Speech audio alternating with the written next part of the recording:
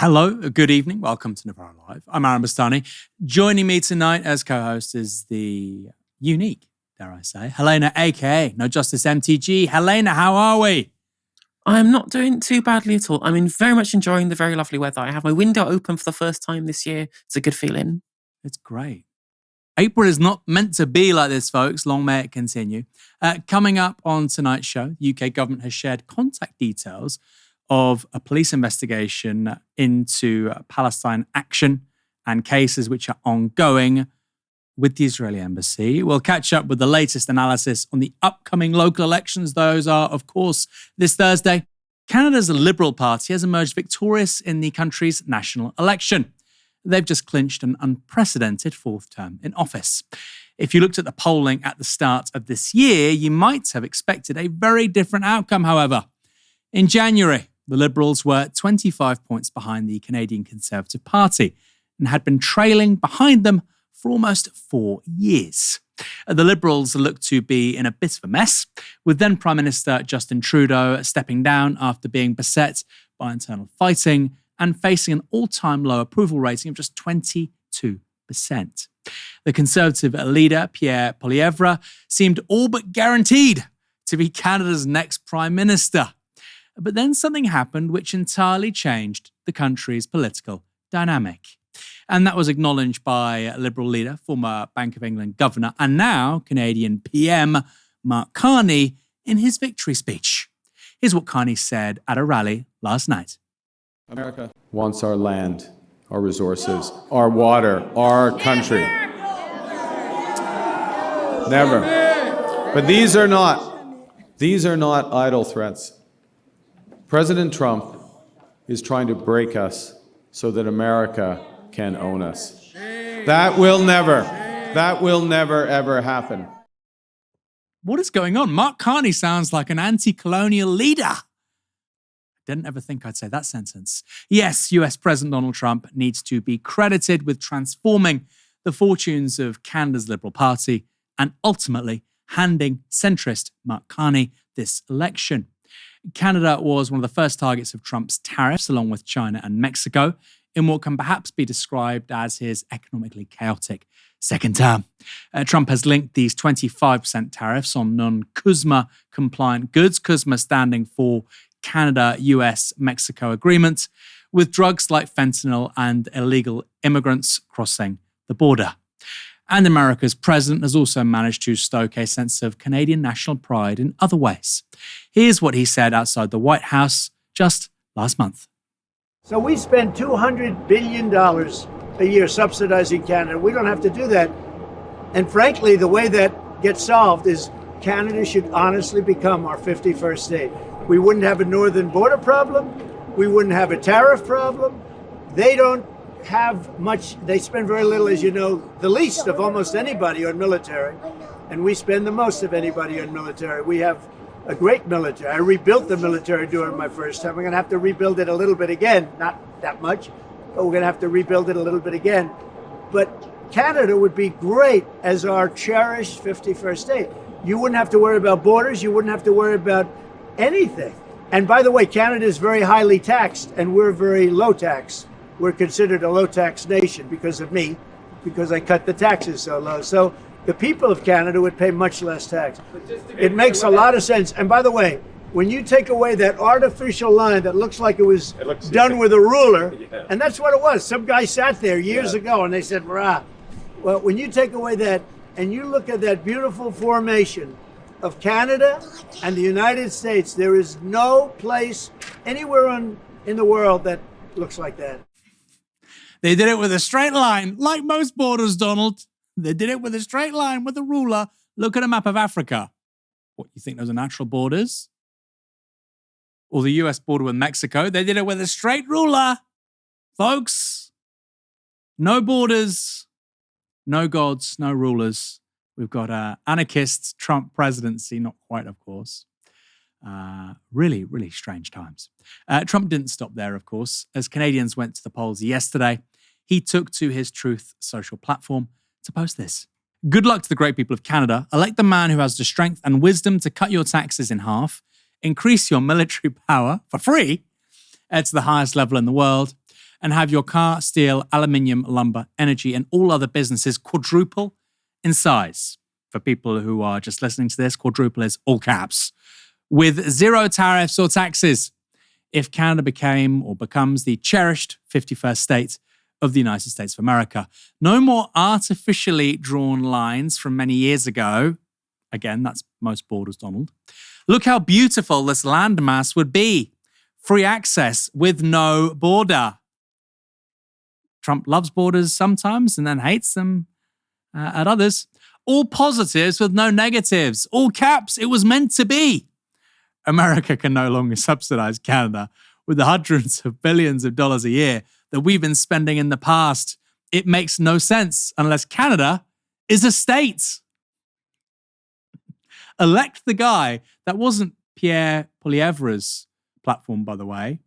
And it certainly wasn't Mark Carney's. It wasn't the NDP's. And they can't elect Donald Trump. I mean, it's like he's trolling, really, the Canadian right, who were kissing his backside until 10 minutes ago. Look where it got them. The Liberals have, of course, as I've already said, staged a major comeback. As you can see here, over 99% of closed polling stations have counted their votes, and the Liberals are on 168 seats. It's the Conservatives 144. 172 seats is needed for a majority. Conservative leader Pierre Poilievre, tipped just months ago to be the next Prime Minister, has indeed lost his own seat in Ontario, the Liberal challenger, a seat he had previously held for 20 years. That all said, both the Liberals and Conservatives have seen a rise in vote share, with smaller parties from the Separatist Party, Bloc Québécois, to the left-wing New Democrat Party and the Greens, and of course the far-right People's Party getting squeezed.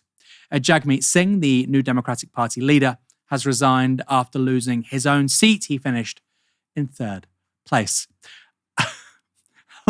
Helena, what do you make of this result? I mean, look, Canada's a G7 economy, but it doesn't really matter like the US or the UK or France or even the German elections, because of course those are really important in terms of setting the agenda at a European level. Canada in some ways is the kind of least important G7 member, or at least it has been so far this century. Things might be hotting up now that Trump wants to annex it. But normally Canadian elections are just kind of like a boring thing. Now it's a really live conversation.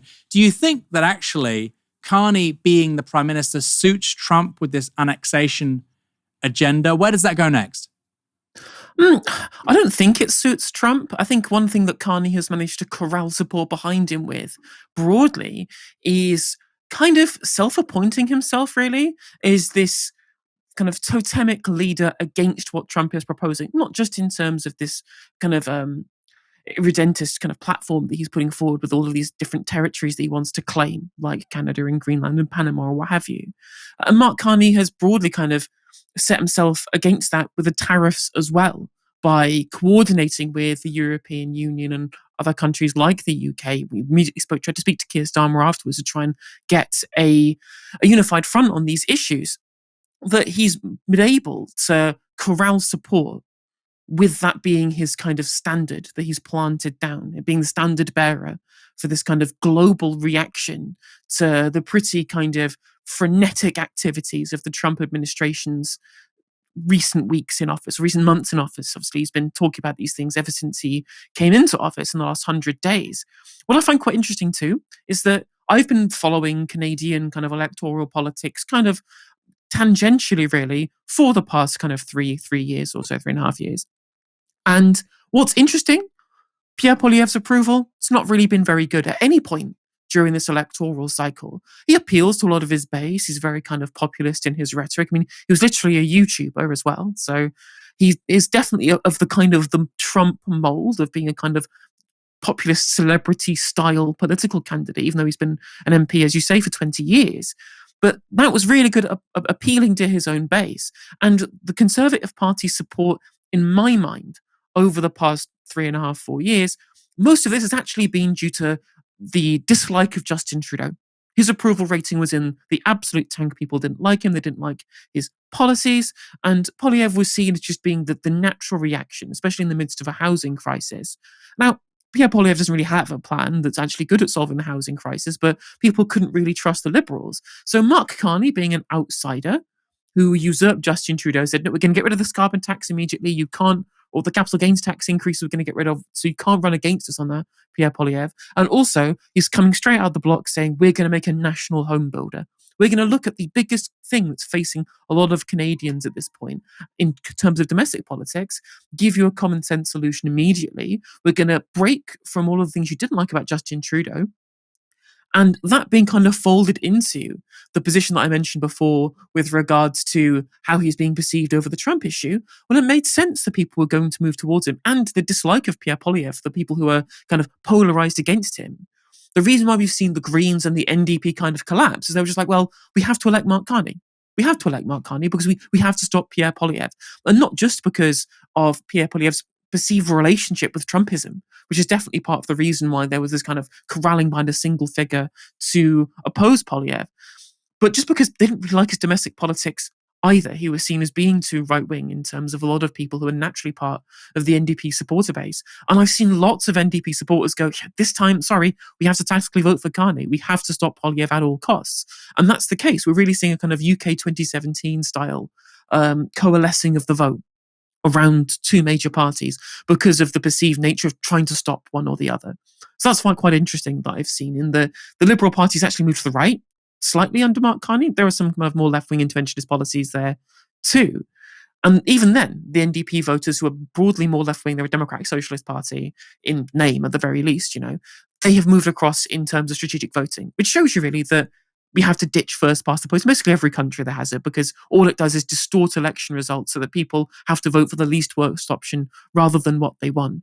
And the Liberals, when they were trailing behind in the polls against Poilievre before under Trudeau, they could have changed the electoral system at any point. They probably still would have ended up being the ones in government afterwards. But this is what's happened now. Here we are, given the electoral system and the change in leadership and all that's happened with Trump, etc. What Mark Carney definitely does make a case for is this kind of patriotic liberalism, being the kind of the bastion of the defender of liberal democracy against Trump's authoritarianism and international liberalism as well. That's something that's kind of been lost in kind of liberal doctrine more broadly, the kind of the nationalist element to oppose and to the Canada strong, obviously, was his message. That's not something you've really seen from liberalism in the recent past. So I'm not surprised that this has been able to get so much support in recent months since Carney was in the running to be the leader of the party. So a very, very interesting election for loads of different reasons. It is a fascinating election. For the last couple of years, we've been talking about how, the Libs are taking a bashing. Of course, in this country, Labour did form a government in July 2024. But generally speaking, the tide has been against politicians, politics, parties associated with the blob. Mark Carney is Mr. Blob. Okay, the guy is formerly governor of the Bank of England, that worked at Goldman Sachs, I believe. Was previously at the Bank of Canada. Like he's a career bureaucrat. He's then become, a career politician. He has academic credentials galore, but he doesn't have the kind of CV that apparently we're told is needed to push back against right-wing populism. And yet he's done pretty well. They've defied expectations. I'm going to talk about the implications that this has for the UK, because I think it's a really interesting debate. Before I do, the Liberal victory in Canada under Mark Carney could have an impact on reform here in Britain. Here's Richard Tice, Reform's Deputy Leader and MP for Boston and Skegness, on Politics Live today. Donald Trump and him standing up to Donald Trump was really at the forefront of that campaign. Are you rethinking in Reform your coziness, chumminess to At the end of the day, people vote in the UK for British domestic policies, and that's why we're leading in the polls. And look what happens in Canada. I mean, it's interesting how those polls have gone up and down. That's their business. I'm not going to interfere. But the reality is, here in the UK, what we're hearing on the doorsteps, it's all about illegal and legal immigration. That is what is infuriating the British people, and that's why we're leading in the Let me polls. just show you this picture. This was from 2016, I grant you. There is Nigel Farage. Do you think you'd be advising him not to have a similar photo in any elections coming up here? Look, at the end of the day, we're focusing on domestic issues.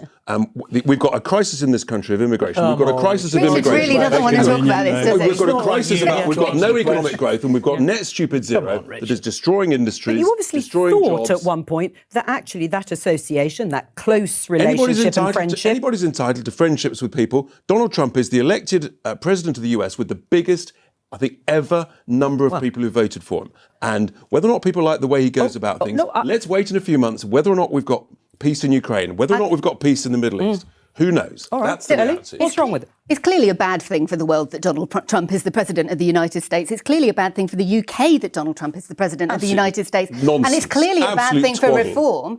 Why are we leading in the polls then, Ellie? We're leading in the polls, so clearly our And domestic policies are appealing to the British. Well, people. I'll let you finish your sentence. You're clearly trying to distract attention from the fact that Nigel Farage is so closely associated with Donald Trump because you know it is electoral poison in the UK. Before I say anything else, it's not true that Donald Trump won more votes in the 2024 election than anybody else ever standing to be as president. Joe Biden got more votes 4 years earlier. Joe Biden got 80 million plus. I think Trump got 77 million last year. Just a matter of fact. Although, of course, I'm sure some people watching or listening who are particularly favourable to Trump and maybe even Reform would say, well, those votes weren't legitimate. Helena, I find this a really interesting conversation, actually, because it's not just Reform here in the UK that are thinking about distancing themselves from Trump. There's a whole subsection now of the European radical right, which is to the right of legacy centre-right politics on the continent. I'm thinking the AfD, I'm thinking, Rassemblement National, I'm thinking Maloney. They've all very much cheered on the Trump project. Some of them even have connections with Trump via people like Steve Bannon. But it does feel that Trump, when it comes to the UK, when it comes to Germany, France, Italy, etc., Musk as well, these guys could actually be a net negative for those parties, even if right now in 2025, they're very much on the up. And that's the thing, I think that some of these parties can get away with distancing themselves from Trump. I don't think Reform UK have that luxury because they're so totally in alignment on so many issues. Of course, when it comes to migration, a lot of these right-wing parties, broadly, and even left-wing parties like the Social Democrats in Denmark, they've adopted pretty kind of hardline stances on migration, and they don't seem to have that connection to the Trump administration. But Nigel Farage is somebody who stands next to Donald Trump. The infinite pictures of him. He continues to go to Mar-a-Lago. He was watching the inauguration, but not actually properly in the congregation at the inauguration. But regardless, he spends more time in the United States than he does in Clacton. This is something that is really difficult for them to be able to separate in a way that a bunch of the radical right parties in Europe can't do. Another thing that's also different between these right-wing parties in Europe and Nigel Farage in the UK with Reform UK is that economically, people like Nigel Farage, they just kind of, when it comes to things like tax cuts and broader macro policy, in terms of trade policy, obviously there's a difference. Nigel Farage is pro-free trade. Donald Trump is clearly a protectionist. When it comes to macro policy in terms of tax cuts, industrial subsidy, all these kind of things, the Trump administration and Reform UK broadly are in alignment. They want tax cuts for the super rich. They want tax cuts for small businesses as well, although the majority of tax cuts are focused at the super rich. And they want to market themselves as being the tax cutters and people who are there for free market capitalism. They're fighting for capitalism more broadly. When a lot of the right-wing parties in Europe, they're much more syncretic in their economics, and that makes them much more popular.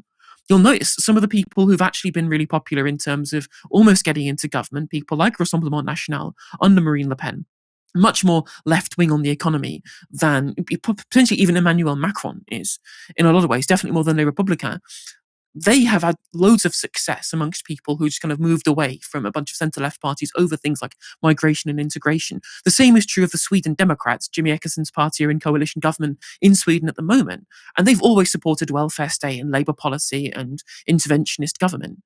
Reform UK don't do this. There's no base for this in the UK, and they're far more aligned with Trumpian economics. And when it comes to geopolitics, they're lockstep lockstep in line with the United States, insofar as one of the whole points of Brexit was to take us closer to the United States. It was to extricate ourselves from the economic and geopolitical bloc that was Europe, diplomatically and economically, and move us closer to the United States. When it comes to geopolitics, people like Farage and Tice, as far as I can see, they want us to become a vassal state of the United States. They want us to literally have all of our policy geopolitically dictated by them because they already agree with a lot of those kind of positions that the Trump administration and previous Republican administrations have taken on things like geopolitics. And again, very little base for that in the UK either. So even if they try to distance themselves kind of personally from Trump and stop talking about his government, they would still be tarred with a lot of that same brush due to them agreeing ideologically on so much. And I think that's also going to be difficult for them to shake off too. And it will be electoral poison, or maybe not electoral poison in that would stop them getting elected potentially, because I know that the Tories and Labour also pretty pro-Trump in a lot of ways as well. But there is a ceiling. There's an electoral ceiling for Reform UK that they will not be able to vault if they continue down the same kind of ideological path, this kind of Thatcherite path, and this kind of right-wing geopolitical path that they want to do so, which is subsumed by Trumpian politics. Official government documents released under a Freedom of Information request have revealed a cosy relationship between the UK Attorney General's office and the Israeli embassy. We now know that the British government handed over the contact details of counter-terrorism police and prosecutors to Daniela Grudzki-Eckstein. She's Israel's deputy ambassador to the UK. This information was shared with the Israeli embassy during an investigation into Palestine Action's alleged action at an Israeli arms manufacturer, Elbit Systems, in August last year. 18 Palestine Action activists were arrested under the Terrorism Act in total. They're all currently in prison. That's until at least December this year, when they're due to stand trial. I think right now you've got three groups that are probably going to face three different trials. Nicholas Smith, head of international law at the Attorney General's office, emailed the Israeli deputy ambassador with the contact details 11 days after meeting with her. In response to the reports in The Guardian, a government source said this: "It has been routine under successive governments for the Attorney General office to help embassies get in contact with the relevant authorities purely for purposes of sharing information that could be relevant to a case, although I don't understand why that's relevant here. Decisions to prosecute, convict, and sentence are rightly made independently of government by the Crown Prosecution Service, juries, and judges, respectively." The Israeli embassy did not respond to The Guardian's request for comment. Earlier today, I interviewed Huda Ammori. She's the co-founder of Palestine Action. I began by asking her to explain the case against those activists. There are currently 18 people from Palestine Action who are in prison under counter-terrorism powers. They were arrested under the Terrorism Act and accused of destroying Israeli quadcopter drones inside the Fulton site of Israel's biggest weapons firm. There were first 10 arrests in August in relation to the case, and then they rounded up 10 more people who they accused of being somehow connected to the case 3 months later in November 2024. They've all been remanded to prison and they're charged with ordinary criminal offences, but the CPS are trying to claim that there is a terrorism connection. And this has meant that they've been denied bail. Some might face 2 years in prison unconvicted before they even get to trial. And it also will aggravate their sentence if they are convicted and if the judge finds that there is a terrorism connection. It's completely unprecedented for this accusation to be thrown against people taking direct action. And this kind of accusation has never gone this low in terms of the threshold of what we normally consider terrorist acts.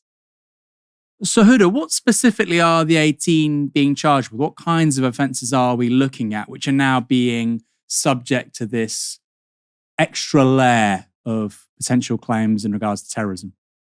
So they're being charged with aggravated burglary, criminal damage, and violent disorder, which is already overcharging in many people's opinions. But on top of that, they've added this terrorism connection. And this only came apparent after the first 6 who were arrested inside the Elbit sites were arrested for 36 hours and then later rearrested, and what the UN have described it as is forcibly disappeared because they weren't allowed to be in contact with family members and friends for up to 2-3 weeks after they were arrested under the Terrorism Act. Wow, that is quite extraordinary. Normally, of course, for people watching and listening, if you're arrested, you need to get a charge pretty quickly. You certainly don't have to wait that long. What can you tell us about the documents released under the recent Freedom of Information request that reveal information sharing, and this is really extraordinary, between the British government and the Israeli embassy? Yes, so it shows that the Attorney General's office, specifically Nicholas Smith, who is the head of international law and national security team, sent the Deputy Israel Ambassador contact details for the CPS and the Counterterrorism Command. And that's the unit overseeing the Filton case. And it's also overseeing a lot of prosecutions against activists and journalists who are being harassed by the counter-terror police. And this was clearly in a follow-up to a meeting which happened with the two parties on August the 28th. And also involved in this is Douglas Wilson, who's Director General, a very senior civil servant at the Attorney General's office, who we previously exposed as having discussions with the Israeli embassy about Palestine Action's court cases and about the defences that we are allowed to rely on in court in 2022. So this is really a continuation of that. But what we have here is direct proof that the UK government is facilitating Israeli interference in legal proceedings. Which is precisely my next question, really. I mean, you've already answered it in part. Does that then mean what we're seeing is effectively political interference on the part of Israel? And you spoke a few moments ago about this being unprecedented. Are there any precedents for that? A foreign nation state being in contact with the CPS in regards to people in this country being arrested. Is this all, as far as we know, of course, entirely new? Or have we seen similar goings on in the past? Well, I think that we've uncovered similar situations in relation to Palestine Action court cases. We've seen government ministers meeting with Elbit Systems, the Israeli government, the CPS and the police to discuss our cases beforehand. But aside from that, it is quite unprecedented as far as we know. And there is a reason for that. And it's because it's meant to be crucial to the rule of law that we have an independent judiciary. And there are rules in place to ensure that this is supposed to happen. But we're seeing this being breached in relation to these cases. And one such rule is the Crown Prosecutor's Code of Conduct, which says that they have to be free from political interference or improper influence. Now, if the Israeli embassy calling you up to discuss these cases is an improper influence, then I don't know what is. And when that's happening, if there is a breach of these crucial rules in the legal systems and a breach of the independent judiciary, it should amount to abuse of process, which means that the prosecutions have to be looked at and potentially stopped. But the longer this goes on, the longer this injustice carries on, and the consequences are getting more and more severe. And I think the Filton 18 is an embodiment of that. These are people facing 2 years in prison before they even get to fight to prove their innocence. So 2 years without trial, unconvicted, on remand. And the CPS and the counterterrorism police who are investigating the case are doing this whilst speaking to the Israeli embassy. I mean, it's completely abhorrent. And I think this is just scraping the surface when it comes to this. This has managed to be uncovered. But now we have to ask, well, what else is going on? We know contact was established with the Israeli embassy and the CPS and the counterterrorism police. What conversations were had after that? Are they on each other's phones? Are they having phone calls? Will the public ever know the full extent of what is going on? And it is, of course, in the public interest and in the interest of those going through the legal proceedings to understand this situation. And we also know that there are There are other people, journalists like Asa Winstanley, who was raided in October. This is 1 month after these contact details were sent. There was a period of time when there were a lot of arrests or raids as well, under the Terrorism Act. And this calls into question all of those cases. I mean, it's really extraordinary. What we're looking at here is potentially British nationals, and it's not just British nationals, nor should it just be British nationals, but let's put this in the plainest possible rhetoric. British nationals arrested in the UK for committing certain actions against a private firm based in the UK, and then you have a conversation between an external power, a foreign country, and the CPS. Truly extraordinary. British justice for, like I say, for the most part, UK nationals. Why is another country being involved? You said there's an abuse of power here. You called it abhorrent and so on. I'm sure many people watching, listening will agree. But formally speaking, who decides that, Huda? Who decides, or who can decide, that the CPS has overstepped here, that this is unacceptable, that there's been a real breach, a real abuse of power of process? Who makes that call? Or does anybody get to make it? Well, it should be the judge in the cases. Now, I'm not sure about those who haven't been charged yet, because there are cases this can affect where charges haven't been brought, so they haven't been to court yet.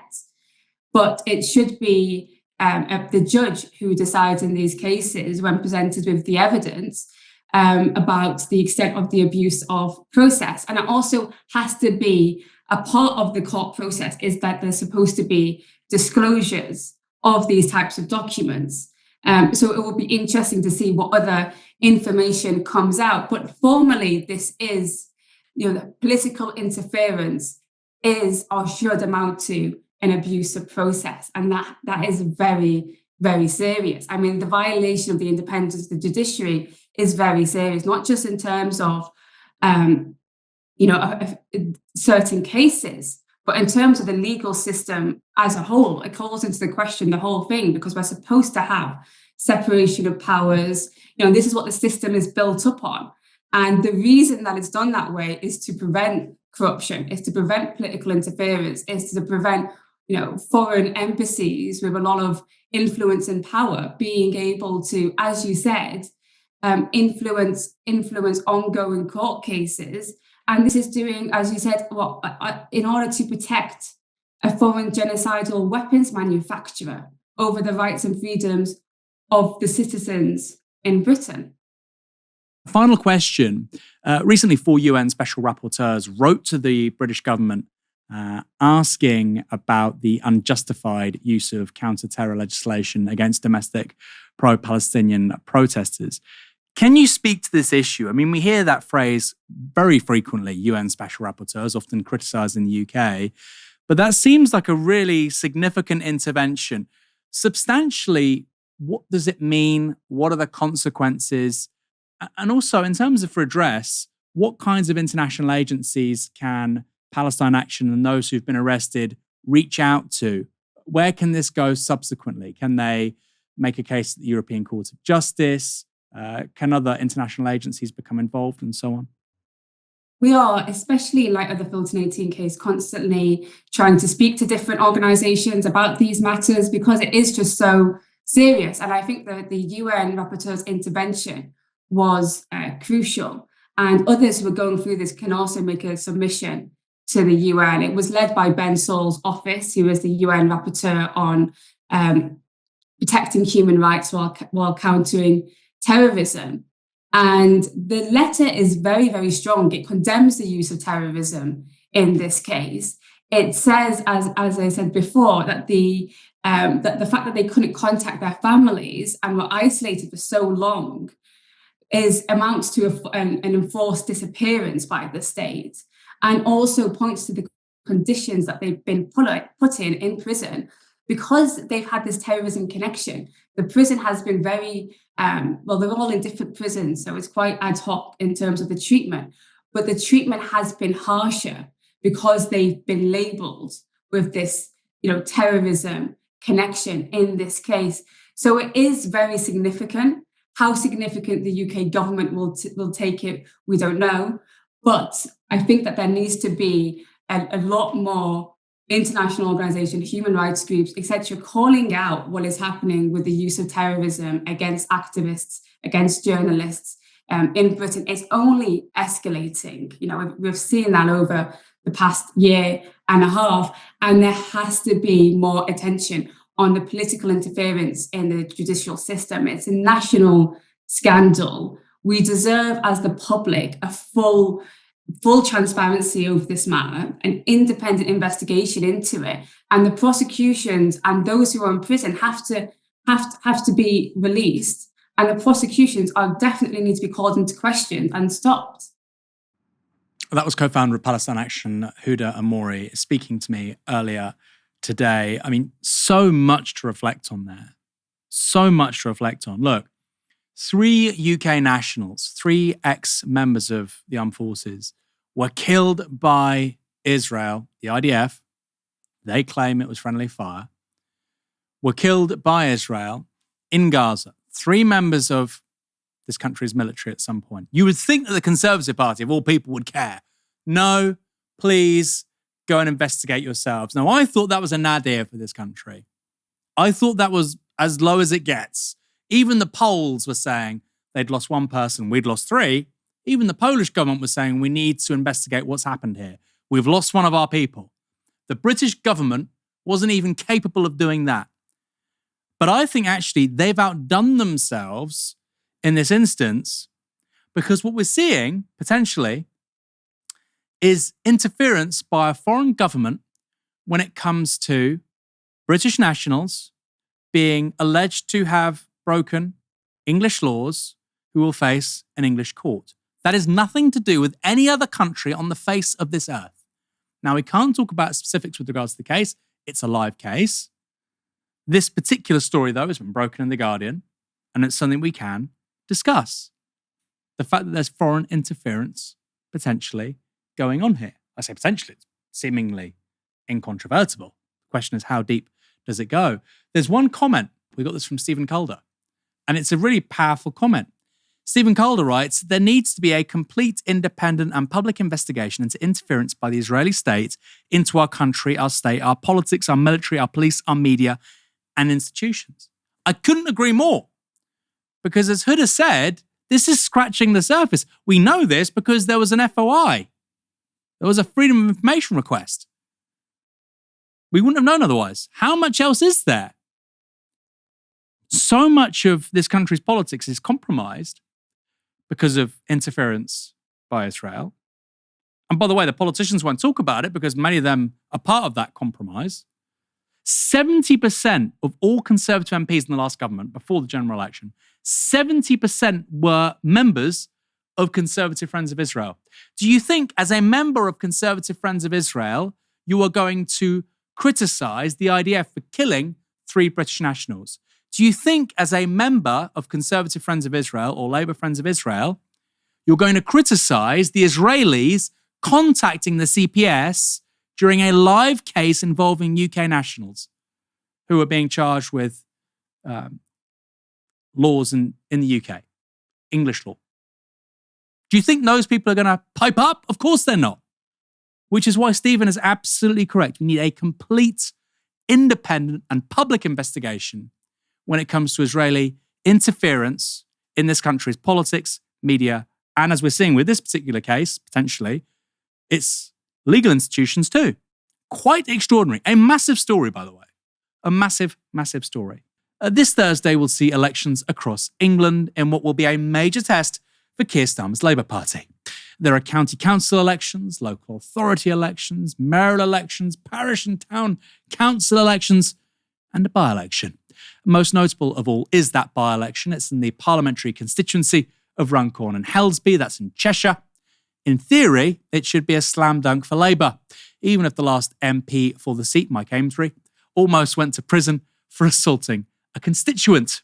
At last July's general election, the party recorded more than 50% of the vote, winning a majority of more than 15,000.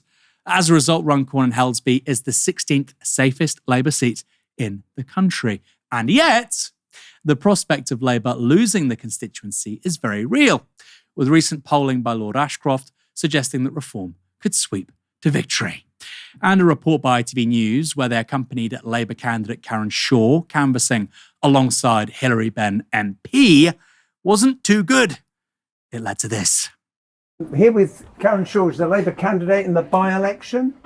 Bye. Bye-bye. No chance of me giving you my vote.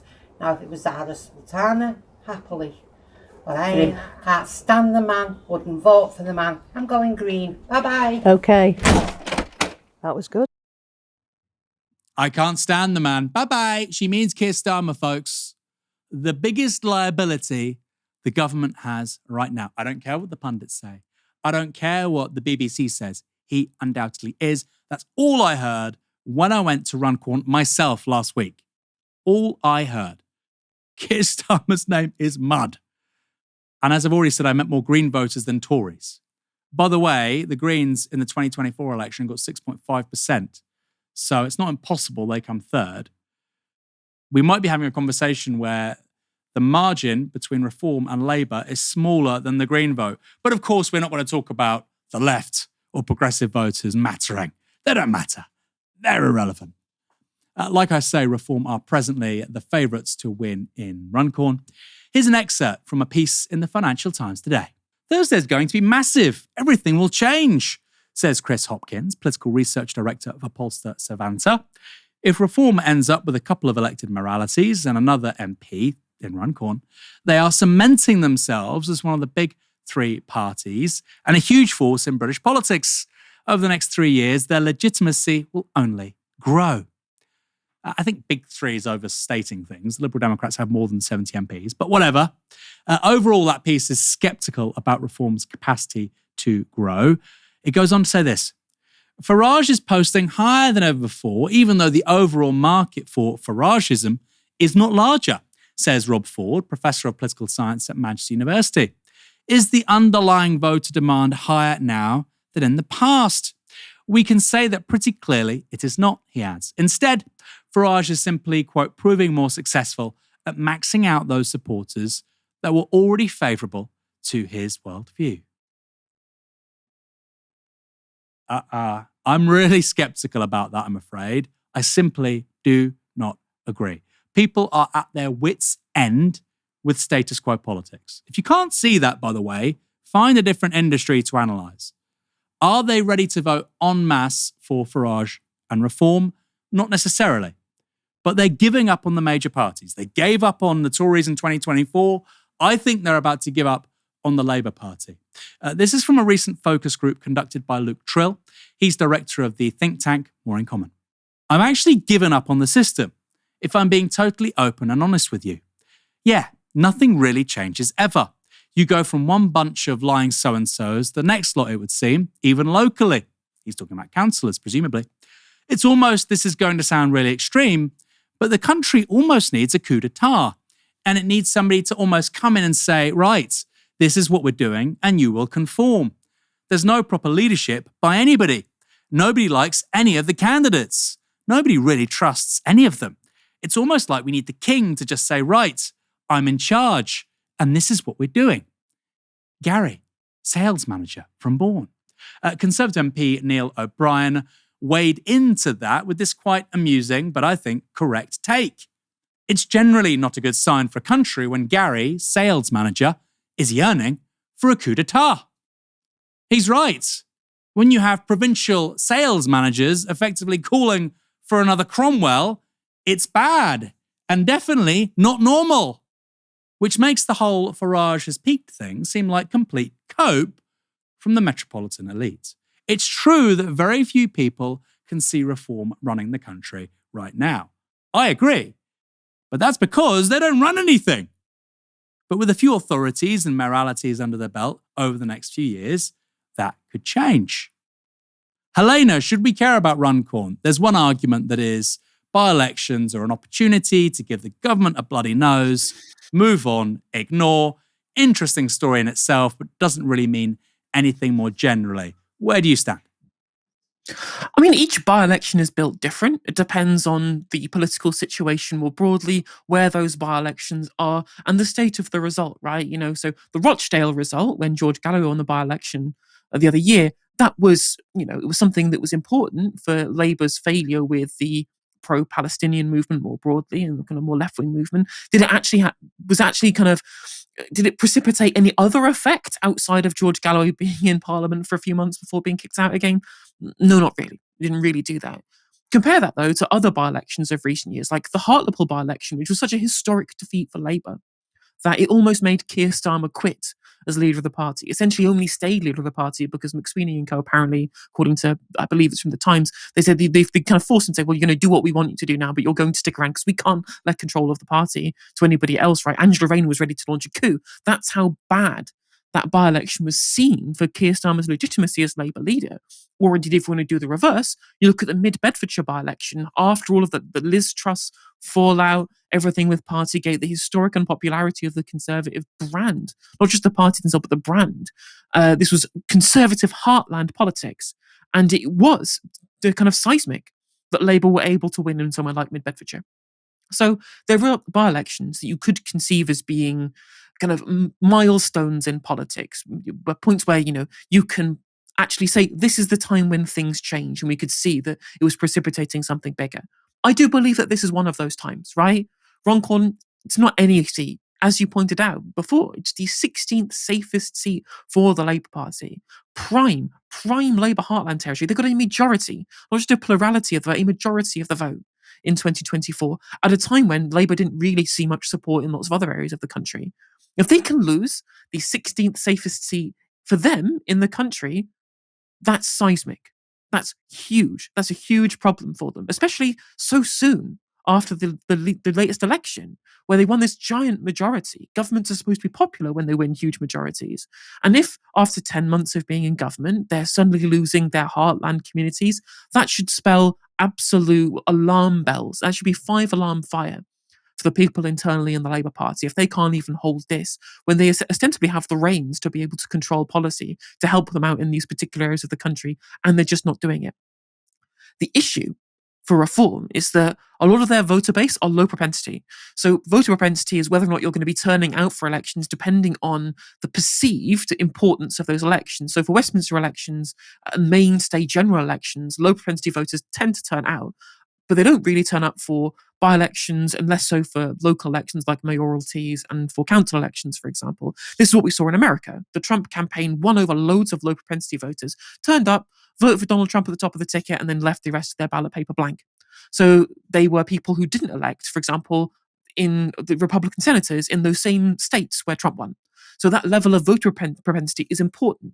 So if Reform UK can prove that even with this coalition of low propensity voters, which they do have, most of their people who didn't vote at the last election when polled say they're going to be voting Reform, use around 50% in most crosstabs that I've looked at. If they can get these people to turn up, not just in any by-election, but in a by-election that you wouldn't expect Reform UK to win, where it's a Labour heartland seat, that's going to be really important for them moving forward to prove that it's not just a flash in the pan. They're not just people shouting out into the void. They are an electoral force to be reckoned with at any level, not just at Westminster, not just in places where they had previous levels of support, like in Clacton, where we see people like Douglas Carswell. No, they are actually a real electoral fighting force. It will, however, be a double-edged sword, because not only will that lead to some level of success for Reform UK in mayoralties and in by-elections, the more people they have in positions of power, the more chances they have to slip up. We've seen this in terms of how they pick candidates for other constituencies. I'm sure they've done all their due diligence with Sarah Poach, and I'm sure she seems very boring, really, quite frankly, as a candidate, just a kind of mainstream kind of Conservative Party politician, as far as I can glean. But the more they win, the more that they have scrutiny on their politicians, the more chance they have for another kind of James McMurdoch type incident to come up on the doorsteps for people. The more time that we have for incidents like we saw with their local council candidates and general election candidates the last election having been found to have skeletons in their closet. So that scrutiny would be good for Reform UK for proving that they're an electoral force to be reckoned with, just like the Greens could do so if they win the West of England mayoral election. They prove they're not just people who are populists outside, they are actual, genuine, legitimate votes. So you don't have to tactically vote for somebody else. You can vote for who you want to if they perceive to have the ability to win more seats. But it will also leave them open for scrutiny and criticism they wouldn't otherwise have been subjected to where they seem to be just a small party in Parliament. This week's elections have also offered a platform for those who are disaffected with the government. One such figure is nightlife impresario Sacha Lord. In 2018, Mr. Lord was appointed by Mayor Andy Burnham as the first nighttime economy advisor for Greater Manchester.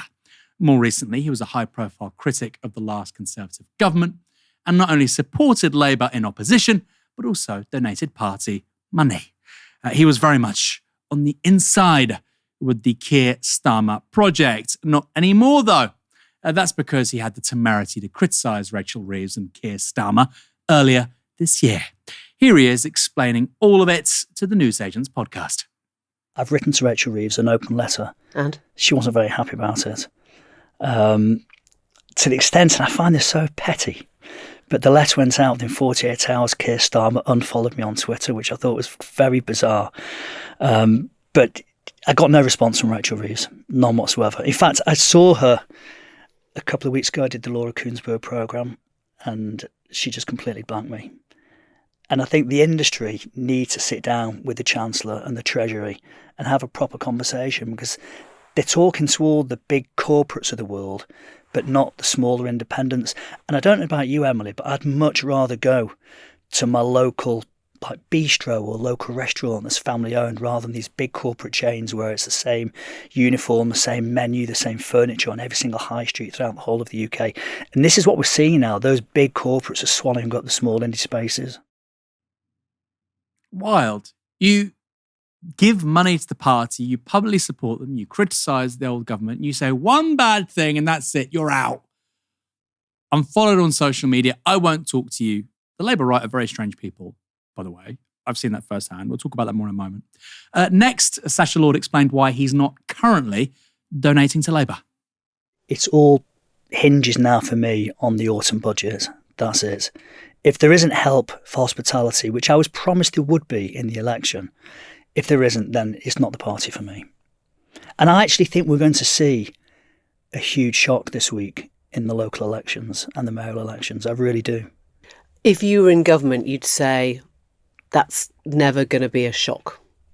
I mean, what do you mean by huge shock? Let me ask you what you mean. I think we're going to see Reform take a lot of seats this week. And is that where you're heading now? No, most definitely not. I mean, I guess, if you're in power, you say that's what it feels like to be in power. That's what happens when a government comes in and they get a kicking because people, use the local elections, lend a vote to kind of give you a good kicking if you're in power. I've just never, in my lifetime, I cannot remember this country feeling so flat, so demoralised. No one has a good word to say about it at the moment. And all those people who I was talking to during the election who were extremely excited, not just people in hospitality, who were extremely excited about the new government coming in, are now completely deflated. Isn't it interesting? And this isn't a slight on Emily Maitlis. London-based journalist talks to somebody of a similar socioeconomic status, successful professional. They're from the Northwest.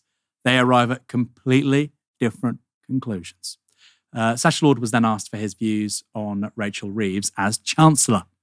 I saw some quite basic but true maths that if they taxed the top 20,000 people in the UK, that's all the top 20,000 people who've got assets and cash more than £10 million, that would raise £24 billion a year by taxing them at just 2%. So why not introduce that tax rather than affect the normal working person on the street? Does it matter if the super rich leave this country? I think it does, yeah. We need entrepreneurs to keep the country going. So how do you balance that? Which is, as soon as you set yourself up as the government that doesn't mind, taxing the rich, you're basically what? It's 2% though. So I'm sat here now as somebody that sold my business last year. I sold the warehouse budget and Part Life last March. So I don't have to worry about bills. I don't have to worry about going out for a meal, how much that's going to cost. Or so you'd say holiday. Tax me more? I'd be happy to pay 2% extra a year. No problem whatsoever. If I thought that would help working people, no problem. And why do you think this isn't getting through then? I just don't know. I don't. Do you think she's a good Chancellor? No, I don't. I think a few weeks ago, I think she was almost having knocks on the door. From Starmer. I think it could have been time for her to go. Do you know a few weeks ago? I don't know it, but it was the rumour mill that was going around. I think it's stabilised now. So it's going to be interesting to see what happens over the next few months. Helena, I'm really keen to hear what you think about this, because there's some comments criticising Sacha Lord, he's X, he's Y, he's Z. I kind of think that's missing the point. Sacha Lord is precisely the demographic that people like Keir Starmer and Rachel Reeves are meant to satisfy, right? Very successful, affluent, metropolitan people in the creative industries. Like, it's the classic Blairite vote, classic Blairite vote. And even he's saying he doesn't think that Rachel Reeves is a good chancellor. To me, that really, it sets off alarm bells. What do you think? There are a couple of things that stood out to me. The first of all was the pettiness of the Labour right. It's interesting, the level to which the Labour right, I personally believe, are so bought into this perception they have of themselves, but they also get reflected back at them from our media establishment, that they are, quote unquote, the adults in the room. This is what we were told about their takeover of the party. The adults will be back in the room. We are the grown-ups that are in charge now. We are the ones who are good at governing. And if you undermine us, if you say something bad about us, well, clearly you don't understand just how good we are at our jobs. You don't trust the plan. So we won't even take on board your criticism, and we'll be so petty that we'll unfollow you on social media, right? This is something that is kind of specifically unique to the Labour right and our politics. This kind of what I perceive to be a sense of self-superiority that makes them so petty as to do such a thing as that. Second of all, I think you're right in saying that this should be somebody that they're trying to appeal to, and they are absolutely failing to do so because they don't, again, have a coherent plan for government. They haven't had a coherent plan for government. But I think he's wrong to say that Rachel Reeves is the one who's looking at the chopping block here, because Rachel Reeves is one of the progenitors of this project. She is the one who is having the policy conversations with people like Pat McFadden and Morgan McSweeney, as far as I can glean from articles I've read about how their government works, that it's not Keir Starmer who'd be one the knocking on her door. It's going to be the other way around, right? Rachel Reeves she may not stay in post, but she'll be sticking around in terms of the project that's going on here. So I don't think that if the Rachel Reeves will ever be the one who would get the chop here, I think Keir Starmer will be the first to go. Because again, he wasn't there because he believes in anything. He was there because he was approached by Labour Together to be thrust into that position as an empty suit, to do the kind of, to input the Glassman-style Blue Labour project that the people in the Politburo wanted him to be there as the figure to be able to put that into politics. He was there to be a media figure, and he's not even a very good media figure either. When it comes to economic policy, I find it very interesting. We're continually seeing a bunch of these kind of nouveau riche style people saying, well, actually, I don't think I would mind paying a little bit extra in tax as a wealth tax that normal working people can get by. And in fact, we're seeing this a lot more often with groups like Patriotic Millionaires saying such things. We saw people like Gary Stevenson, he's a millionaire trader. He's been kind of a real kind of spearhead of this kind of movement. And broadly at the election in 2024, the richer you are in terms of income, the more likely you were to vote Labour and Lib Dem and Tory. It was only Green and Reform that had their vote share decrease as income increased across demographics. So actually Labour is far more affluent in terms of its voter base at time of recording. And so if they're losing people like this, it's bad for them. But I also think it actually, to some extent, discredits the movement against the rich, the movement to tax wealth, because people will always be kind of wary of insincerity for people saying, well, I don't mind paying tax. You can tax me. I'm rich enough that I can deal with it. I'm benevolent. People don't really take that seriously. And at a populist time in politics, we live in the populist era. It's about the people versus the elites. And elites who are trying to market themselves as being on the side of the people have a skepticism towards. And if we don't have a movement that is pro-wealth tax, that is grassroots at its core, I don't think it will be as successful. than what we have at the moment, where it's being led by rich people who say want them to tax them. People think that is insincere. And also, I don't think structurally we necessarily want an economy where we rely on the benevolence of the rich to deign to be taxed, for example, where we want more worker ownership, we want more employee ownership, we want more of an even distribution before we start taxing. But if we're going to have a lopsided society, at least do some taxation, but we need to have a political project that can actually get that into policy. And I have some skepticism about that being pushed by the kind of people who would be hit by that tax.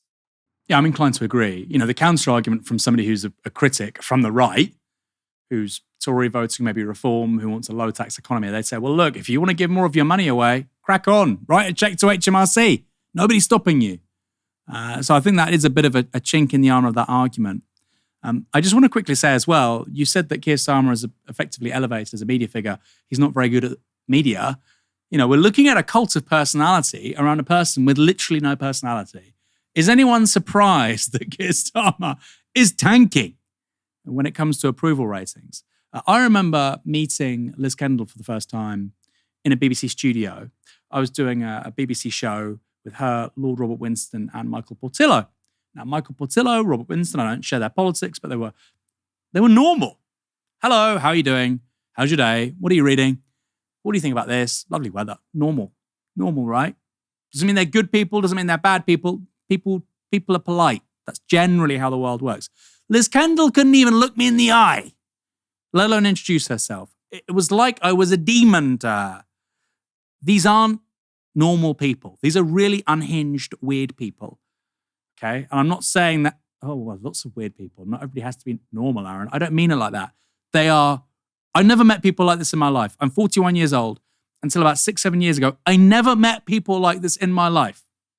The most asocial, strange people, except when it's their own circle politically. And they do genuinely think they're entitled to rule. And anybody who disagrees with them is the enemy. And they've got this muscle memory with Corbyn and the Labour left, and they think that they can transfer that to everybody else who disagrees. Good luck doing it to people like Sacha Lord, who that should be your bread and butter as a Labour right project.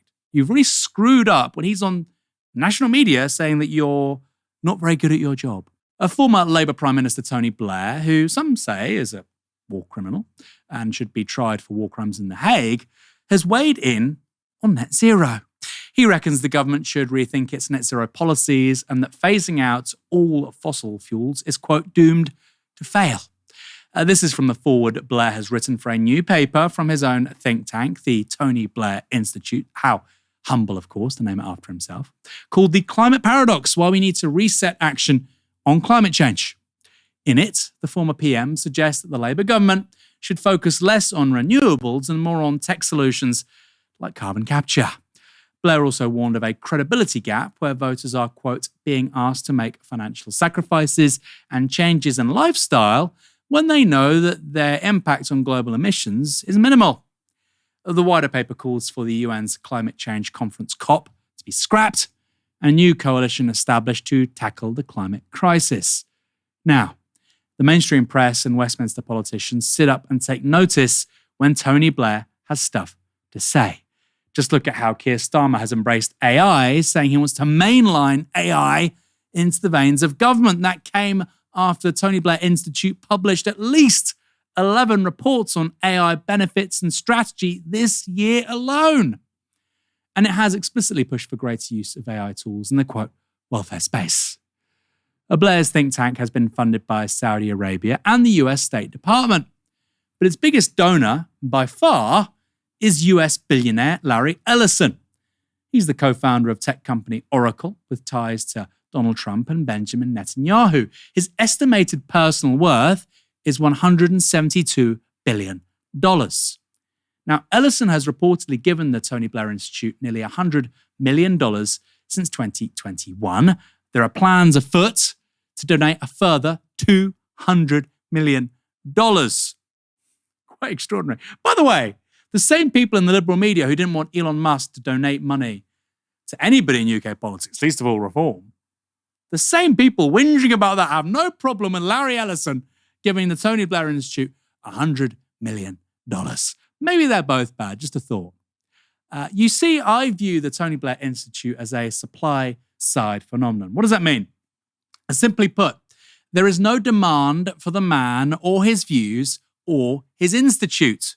You could give literally anyone $100 million and 900 members of staff, and they'd be able to generate takes that get reported in the mainstream press.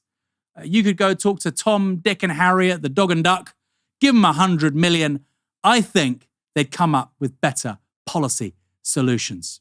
Helena, why does anyone care what Tony Blair has to say on net zero? And is this a shot across the bows to Ed Miliband ahead of the local elections on Thursday?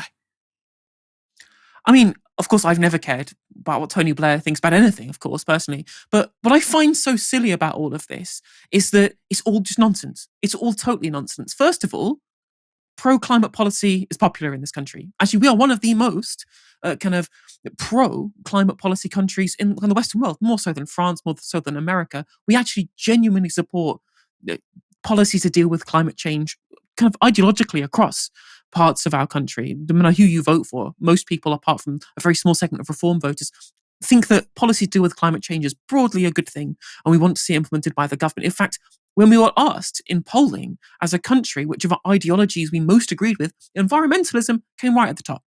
So we're a country which wants these kinds of policies. He talks about financial sacrifices for net zero.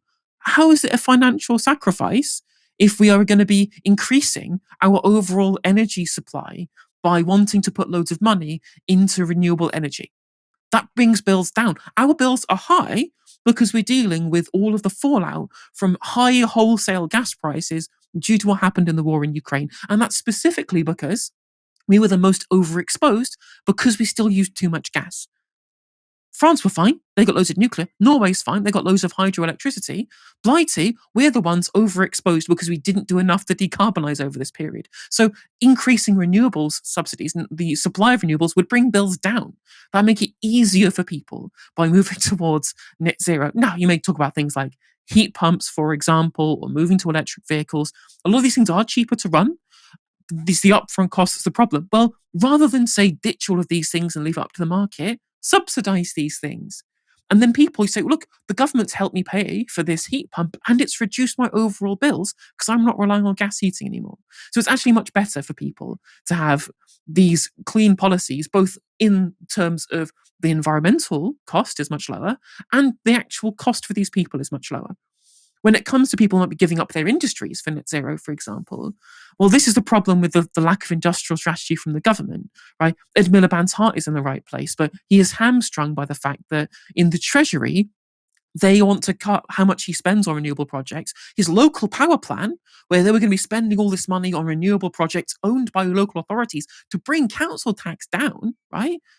Really good policy because people would see the reduction in their council tax bill on their itemised receipt because of all of the money they're pumping into it to be able to give these local owned power projects to people. That's all been slashed. So he's hamstrung by this. And if people lose their jobs because industries get shut down, where's the industrial strategy to give people new jobs in Grangemouth? Where's all of the investment in to be able to retrain these people, to be able to rebuild the areas of the country disproportionately impacted by these changes? It's not there. Like when Thatcher did it, the biggest problem wasn't shutting down coal mines when they were economically unviable. It was not providing these communities with some sense of prosperity, with things and jobs and places that they could bring money into these communities, right? That's the problem. It wasn't necessarily that we kept coal going despite it not being worth doing so. It was keeping people prosperous, and the government failed to intervene, and this current government isn't intervening either. And it's almost, right, it's almost like that Tony Blair has a vested interest in us not caring about the environmental impacts of policy when he takes money from petrochemical countries, right? What his institute does, at least, like Saudi Arabia, and the hallmark policy that he wants to push into the public mainstream is artificial intelligence, which uses huge amounts of energy and is damaging to the environment with the water use that it has. It's almost like that there is this conflict of interest between the things that he talks about and pro-climate policy. Okay, but that might be why he wants to turn away from this stuff, because he has a vested interest in the kind of people who provide him with the financial interest to do his things in his Tony Blair Institute, which will come into contact with government's pro-net zero policy. And I wanted to finish on one thing here, which is that when it comes to things like carbon capture technology, these SOPs for the petrochemical industry that allow them to pollute and then say, no, we're going to clean up your mess after the fact, rather than try and make you not do these things in the first place, reminds me of a really, really great essay by Slavoj Žižek called Nobody Has to Be Vile, which talks about the World Economic Forum, which talks about the fact that the whole point of the World Economic Forum represents the biggest corporations in the world. Loads of people with very, very rich contribute to the World Economic Forum. And it's all about finding solutions to the problems of capitalism. It's all about saying, well, capitalism has created these problems. How can we solve these things without giving up capitalism and giving up our huge amounts of wealth? That's why you hear things like carbon capture, because it doesn't impact the people at the top who cause these problems. And that's the thing. It's all about trying to find ways of saying, it's the mess that we've created. We want to find a way of making sure that it's other people's problems, or a solution for somebody else, rather than impacting our overall wealth. And that's what this feels like to me. That's what this feels like to me. No, we don't need to move away from environmentally damaging projects and economics. No, we can just clean up with carbon capture. Don't impact the interests that are vested in the people who donate to my institute. Then ignore that. We can find all of these technological solutions. We can rely on the market to fix these things. I mean, I'm looking back at the last 45 years at least of leaving everything up to the market. Has it solved these problems? Doesn't look like it to me. Helena, slightly longer than usual, but I think it was worth it. Come back tomorrow night for another live stream from 6 p.m. For now, you've been watching Novara Media. Good night.